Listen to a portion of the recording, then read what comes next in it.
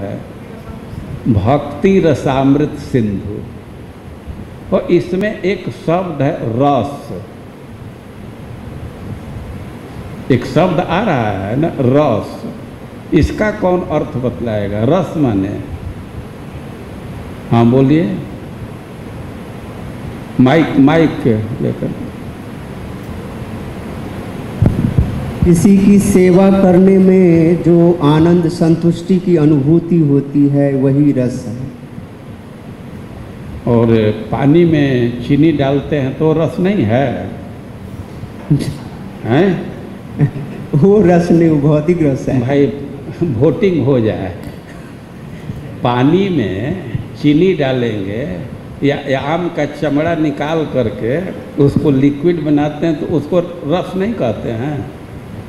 रस वो भी रस है। वो भी रस है ना, ठीक है। और ये चीनी डाल देने से भी रस बनता है, अच्छा लगता है। आम का भी रस बनाते हैं और रस बनाते हैं। तो लेकिन इस रस का आस्वादन जिह्वा से करते हैं। एक व्यवहार में भी रस है, जैसा यह कह रहे हैं सर्वदेव। अरे देवता लोग प्राय झूठ नहीं बोलते हैं, ये तो सर्वदेव है तो इनकी बात तो गलत नहीं होगी ना। एक व्यवहारिक रस है।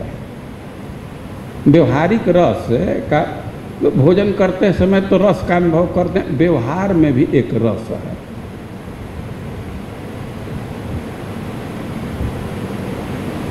तो किसी की सेवा कर रहे हैं तो सेवा से एक संतुष्टि का अनुभव करते हैं, और उसको भी रस ही कहा जाता है। अरे भाई कुछ मीठा चीज़ पी रहे हैं तो एक संतुष्टि अनुभव कर रहे हैं, तो उसको रस कह रहे हैं। और कोई परिश्रम कर रहे हैं, कठिन परिश्रम कर रहे हैं और उसमें भी संतुष्टि अनुभव कर रहे हैं, तो उसको भी रस कहा जाएगा ना। तो इस संसार का आप अध्ययन करें तो व्यक्ति कुछ रस का अनुभव कर रहा है तभी परिश्रम कर रहा है, नहीं तो कुछ संतुष्टि नहीं मिलती तो क्यों परिश्रम करता है? कोई करता परिश्रम? और श्रील प्रभुपाद लिखते हैं कि ऐसा देखा जाता है कि कोई गृहस्थ है, वो कठिन परिश्रम करता है, लेकिन परिश्रम करने के पास उसको जो प्राप्त होता है, उसका जो अर्जन होता है, अपने पत्नी को देता है, बच्चे को देता है, तो उससे उसको एक संतुष्टि मिलती है, तो उसको भी रस कहते हैं। और वो रस की अनुभूति है वही कार्य के प्रेरित करता है।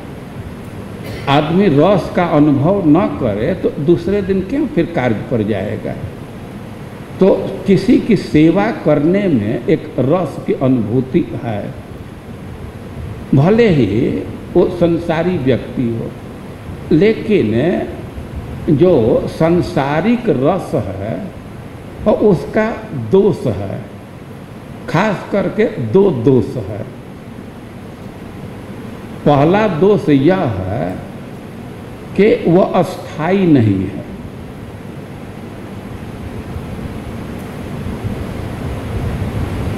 कुछ दिन वो स्वादिष्ट रहता है, तब तक फीका हो जाता है। एक उदाहरण से इस बात को समझ सकते हैं कि कई एक ऑफिस वाले हैं, बिजनेसमैन लोग हैं, तो सोमवार को बहुत तत्परता से ऑफिस में जाते हैं, शुक्रवार तक वो खूब तत्परता से दुकान पर या ऑफिस में परिश्रम करते हैं।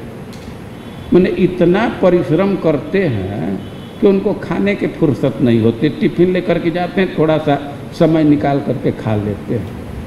लेकिन उसी व्यक्ति को देखा जाता है कि शनिवार को या रविवार को अपना फ़ोन भी बंद कर देता है, अब एकदम बिजनेस की बात नहीं सुनना चाहता है। आप लोग देखते हैं ना, वो ऑफिस में काम करते हैं, फ़ोन से ही बहुत काम करते हैं, लेकिन संडे को स्विच ऑफ, और अपने घर से भी दूर चले जाते हैं, पिकनिक मनाने चले जाते हैं, क्योंकि अब इससे उब गए भाई इसी में रस है, तो सैटरडे संडे को क्यों नहीं वो रस ले रहे हो। अब इसको चेंज कर दिए, अब सैटरडे संडे को दूसरा रस, अरे भाई उधर रस है तो फिर मंडे को आ क्यों रहे हो, उधर ही रह जाना चाहिए पिकनिक पर। लेकिन उधर भी अब 2 दिन में फीका हो गया, फिर दौड़ करके आते हैं। तो भौतिक रस का दोष है कि अस्थाई नहीं है, कुछ दिन रहता है तब तक फीका हो जाता है, और इसको चपल सुख कहते हैं। अच्छा, दूसरा दोष है कि हम रस की अनुभूति करें भी तो एक जीवन के बाद दूसरे जीवन में उस रस का कोई संबंध नहीं रह जाएगा। रस अनुभव भी कर रहे हैं, किसी से व्यवहार में रस अनुभव कर रहे हैं, लेकिन मृत्यु के साथ तो सब समाप्त हो जाएगा। मृत्यु के बाद तब कोई व्यवहार का रस नहीं रह जाएगा ना, तो इसमें दोष है, यह फीका हो जाता है और अंततः नष्ट हो जाता है। तो 2 दोष है, फीका हो जाता है, बासी हो जाता है और नष्ट हो जाता है। और बासी हो जाता है इसलिए इसमें अस्थायित्व तो नहीं है, तो कभी आदमी उसको भोग करता है उस रस का, तब तक त्याग कर देता है। तो श्रील प्रभुपाद जी भोग और त्याग की धारणा दे रहे हैं कि भौतिक रस का ऐसा स्वरूप है कि कुछ दिन आदमी भोग करता है तब तक त्याग कर देता है। अब त्याग किया तो त्याग करके छोड़ेगा नहीं, फिर अब उसको पकड़ लेता है, फिर भोग करने लगता है, तो अल्टरनेट चलता रहता है। तो यह तो भौतिक रस की बात हुई, लेकिन इसके विपरीत भक्ति रस है। भक्ति का अर्थ है भगवान की सेवा करना, तो इसमें भी रस की अनुभूति है, और वास्तविक रस यही है। और इस रस की विशेषता है कि फीका नहीं होता, बल्कि ये बढ़ता जाता है।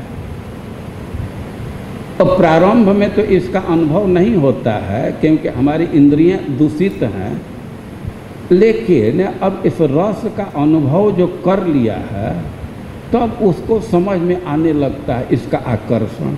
बहुत सारे भक्त हैं कि अब जप करते हैं तो जप छोड़ने की इच्छा ही नहीं करती है। बहुत सारे भक्तों की स्थिति है जब पाठ कर रहे हैं तो पाठ से मन ही नहीं हटता। तो भौतिक रस और भक्ति रस में अंतर है कि भक्ति रस फीका नहीं होता और ये समाप्त नहीं होता, लेकिन जो भौतिक रस है वो तो फीका होता है, समाप्त होता है। और भी इसमें अंतर है। भौतिक रस में कितना हो उन्नति आप प्राप्त कर लीजिए तो यह गारंटी नहीं देगा कि आपको आगे फिर मनुष्य जीवन की प्राप्ति होगी। कितना हो आप भौतिक रस प्राप्त कर लीजिए, कितना हो उसमें उन्नत हो जाइए, लेकिन भक्ति रस की विशेषता है कि इसका थोड़ा भी आस्वादन कर लिए तो बड़े से बड़े मृत्यु भय से आप मुक्त हो जाएंगे। स्वल्पम अप्यस्य धर्मस्य त्रायते महतो भया। तो भक्ति रस और भौतिक रस मतलब इंद्रिय तृप्ति का रस, दोनों में अंतर है। भौतिक रस फीका हो जाता है, नष्ट हो जाता है और उससे किसी भारी लाभ की आशा नहीं की जा सकती। लेकिन भक्ति रस की क्या विशेषता है? भक्ति रस अमृत। अमृत का क्या अर्थ है? अमृत अपने स्वाद के लिए प्रसिद्ध है। तो भक्ति रस में विचित्र स्वाद है, ये कभी फीका नहीं होता, अमृत कभी फीका नहीं होता। दूसरा रस है तो एक दिन तो बहुत स्वादिष्ट है, लेकिन 2 दिन के बाद वो बासी हो जाएगा, लेकिन अमृत के साथ ऐसा नहीं है।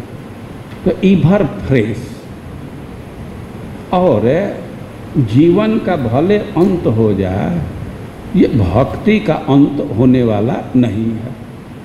और थोड़ा भी भक्ति किए तो इससे बहुत भारी लाभ होता है, जीवन मृत्यु से ऊपर उठ सकते हैं, और नहीं तो कम से कम तो सुंदर स्थिति में श्रीमतान धनी परिवार या पवित्र परिवार में जन्म मिलेगा। तो भक्ति रस को समझने के लिए कि अमृत है, वो भौतिक रस से तुलना करेंगे तो क्लियर समझ में आ जाएगा। तो श्रील प्रभुपाद जी ये जो ग्रंथ का टाइटल दे रहे हैं, रूप गोस्वामी टाइटल दे रहे हैं, भक्ति रस अमृत। अमृत का क्या आशय है कि कभी बासी नहीं होगा, फीका नहीं होगा, और इसका नाश नहीं होगा, और इससे बहुत भारी लाभ की प्राप्ति होगी। तो मान लीजिए कि कोई चीज़ है कि फीका नहीं होगा, लेकिन बहुत लोग उसको भोगने लगे, पीने लगे तो खत्म हो जाएगा। लेकिन कह रहे हैं कि ना, सिंधु ये हमेशा ताज़ा रहने वाला है और ये खत्म होने वाला नहीं है। चाहे जितना भी इसका कोई पान करे, जितना भी आस्वादन करे, ये कभी समाप्ति को प्राप्त नहीं होगा। लेकिन भौतिक रस किसी को भी मिल भी जाए तो अब 10 लोग उसके दावादार हो जाए तो झगड़ा होने लगता है, मार होने लगता है, या एक ही व्यक्ति भोग करे वो खत्म हो जाता है। तो भौतिक रस और भक्ति रस में अंतर है, अमृत है, ये सिंधु है। और वास्तव में यही रस स्वरूप के अनुकूल